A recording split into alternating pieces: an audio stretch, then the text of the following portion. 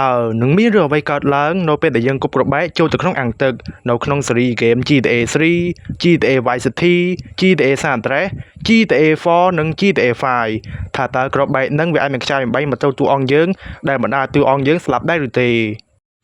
ជាដំបូងចំពោះហ្គេម GTA 3វិញគឺថាហ្គេមនឹងគ្មានអាងទឹកទេបាទអញ្ចឹងយើងក៏មិនអាចគប់ក្របបែកចូលក្នុងអាងទឹកឡើយបាទដោយសារតួអង្គយើងក៏ខ្លាចទឹកបាទអញ្ចឹងហើយបានក្រុមហ៊ុន Rockstar ក៏ដាក់អាងទឹកបាទ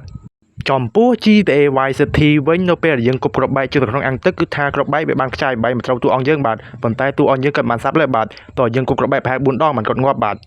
ចំពោះ GTA San Andreas វិញក៏មានលក្ខណៈដូចនឹងហ្គេម GTA Vice City ផងដែរបាទគ្រាន់តែថាតួអង្គ CJ យើងក៏រៀងក្រងាប់តិចបាទដោយសារតែ admin បានពាក់អាវក្រោះគាត់បាទអញ្ចឹងហើយរៀងក្រងាប់បាទ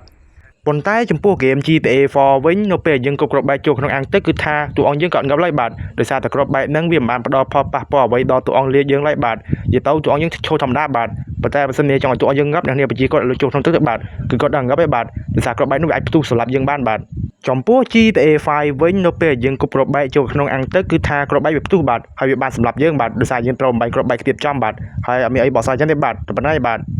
Thank you everyone for watching my video. Please don't believe they.